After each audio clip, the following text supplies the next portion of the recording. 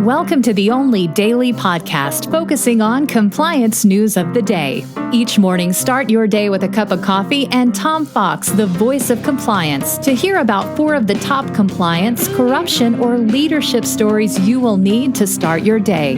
The Daily Compliance News is a production of the Compliance Podcast Network.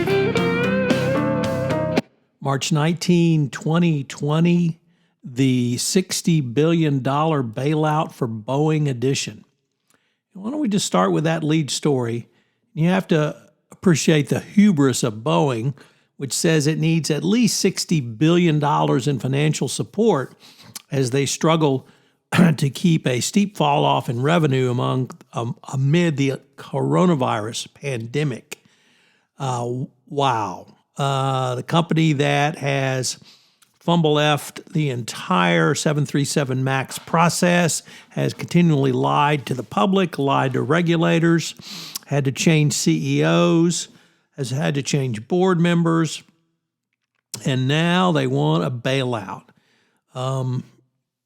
You have to give them credit for hubris, but wow.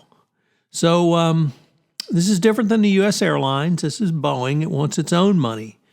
Problem is, they're our only major domestic airline manufacturer. Obviously, we cannot afford to have them go down. So will Boeing get a bailout? It looks like you and I are going to pay for the 737 MAX screw-ups. I sure hope we don't end up paying for the lawsuits, too. Next up, from the New York Times, Guyana signed a very large contract with Exxon to develop oil and gas properties. Now, the former British sugar company is having an election, and Exxon is trying to make sure that the government in power stays the government in power so that they don't, one, either lose their contracts, or two, get caught up in any sort of scandal from the contracts they did sign with the prior government. This is a noted facet of democratically elected regime change. And Exxon is fighting as hard as they can to keep the current government in place so they don't lose their contract or get in trouble.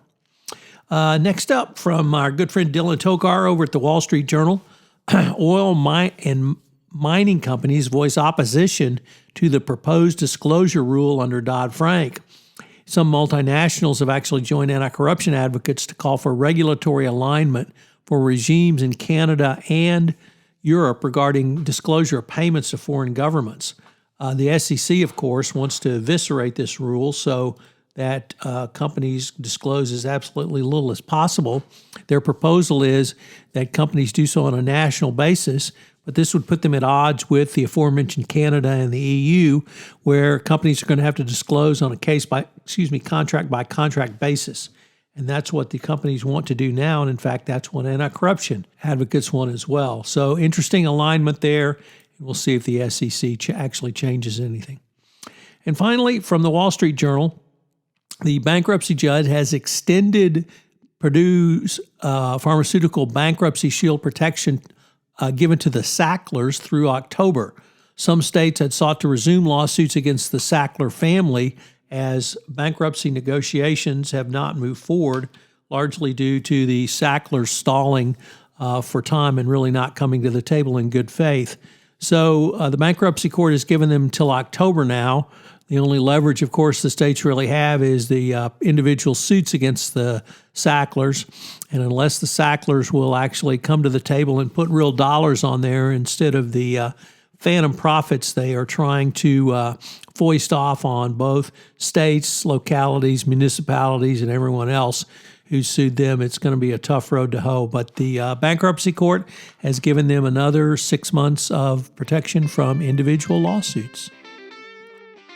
On the Compliance Podcast Network, we're going to be rolling out several new podcasts for your entertainment and hopefully your edification during this coronavirus pandemic outbreak in the United States. I hope you will take the opportunity to listen in and enjoy these. And please be safe out there.